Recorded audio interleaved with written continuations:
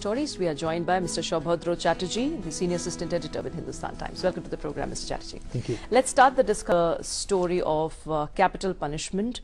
We know that Supreme Court is going to hear a plea on this to stay the execution of 4 Veerappan associates today. And of course, this entire debate of capital punishment is certainly doing the rounds since the hanging of course, Ajmal Kasab and later Afzal Guru. How do you really look at now the kind of public sentiment that has grown over this issue, as well as the stand, the very stern stand that the President has put forth? I think the latest round of controversy over the death sentence has really come up after the hanging of Afzal Guru.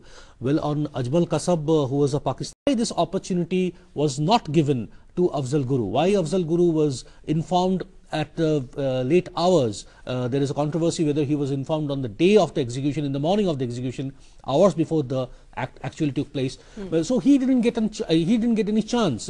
His wife had applied.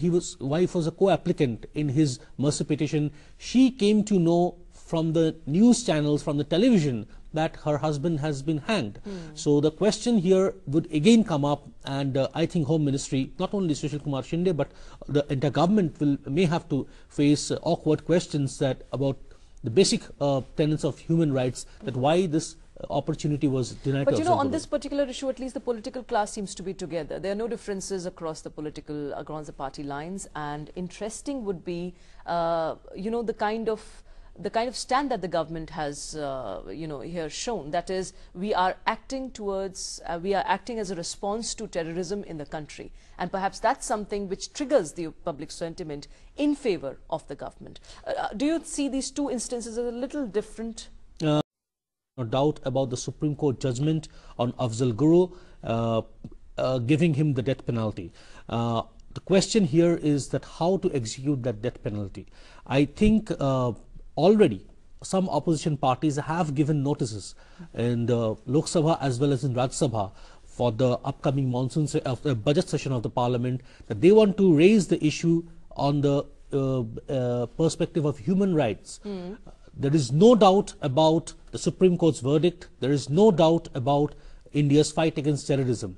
But there is a concern, there is that how to execute a person. Are you giving him a chance to go to the court and seek the last resort? That's right. Were they given a fair trial or not? But by the way, Afzal Guru wrote a letter to the family which was disclosed only later, that is around February 17th evening. And he has written in the letter that, be proud of my stature. And in fact, this was a letter that was written an hour before his hanging. Let's move on to another story.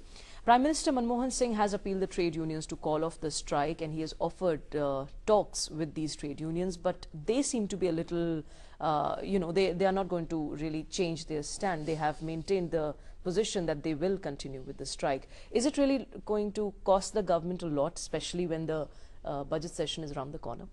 Well, for the first time, there is a strike call given for 2 consecutive days in history of India. Secondly, another important aspect is that the 11 central trade unions, keeping aside their political hues, they have joined hands. So we will see in this strike, if it at all happens, that Congress-affiliated INTUC is joining hands with the left-backed C2R AITUC, and also BJP's BMS. The latest trade union which has joined this rainbow coalition is Parliament session, especially on February 21st, that's going to start.